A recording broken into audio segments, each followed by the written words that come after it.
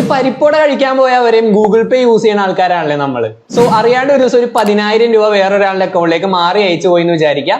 സ്വാഭാവികമായിട്ടും എല്ലാവരും പേടിക്കും. പക്ഷെ പേടിക്കേണ്ട ആവശ്യമില്ല. ഈ മാറി അയച്ച പൈസ നിങ്ങൾക്ക് നിങ്ങളുടെ അക്കൗണ്ടിലേക്ക് തന്നെ റീട്രാൻസ്ഫർ ചെയ്യിപ്പിക്കാനായിട്ട് പറ്റും. എങ്ങനെയെന്ന് പറഞ്ഞുതരാം. നിങ്ങൾക്ക് രണ്ട് കാര്യങ്ങളാണ് ചെയ്യാനായിട്ട് പറ്റുക. ഫസ്റ്റ് തന്നെ നിങ്ങൾ ചെയ്യേണ്ടത്, നിങ്ങൾ മാറി പൈസ അയച്ച ആളുടെ ഗൂഗിൾ പേ നമ്പർ നിങ്ങളുടെ കയ്യിൽ ഉണ്ടെങ്കിൽ ജസ്റ്റ് അയാളൊന്ന് കോൾ ചെയ്തിട്ട് ആ ഒരു പൈസ തിരിച്ചിടാനൊന്ന് പറഞ്ഞു നോക്കാം. ലോകത്തുള്ള എല്ലാവരും നല്ല മനുഷ്യരായിക്കൊള്ളണമെന്നില്ലല്ലോ. ഇനി നിങ്ങൾ പറഞ്ഞിട്ടും അയാൾ പൈസ തിരിച്ചയച്ചില്ലെങ്കിൽ നിങ്ങൾക്ക് രണ്ടാമതായിട്ട് ചെയ്യാൻ പറ്റുന്ന കാര്യമാണ് NPCIന്റെ പോർട്ടലിൽ പോയിട്ട് ഒരു കംപ്ലൈന്റ് രജിസ്റ്റർ ചെയ്യുക. ഇതിനായിട്ട് നിങ്ങളുടെ ബ്രൗസർ എടുത്തിട്ട് UPI ഡിസ്പ്യൂട്ട് റിഡ്രസൽ മെക്കാനിസം എന്ന് അടിച്ചു കൊടുക്കുക. ഒരു വെബ്സൈറ്റ് വരും. ഇവിടെ ഇഷ്യൂ സെലക്ട് ചെയ്ത് കൊടുക്കാൻ പറയും. Incorrectly transfer to another account select ചെയ്ത് കൊടുക്കുക. അതിനുശേഷം നിങ്ങളുടെ ട്രാൻസാക്ഷൻ ആയിട്ട് ബന്ധപ്പെട്ട കുറച്ച് ഡീറ്റെയിൽസ് നിങ്ങളോട് ചോദിക്കും.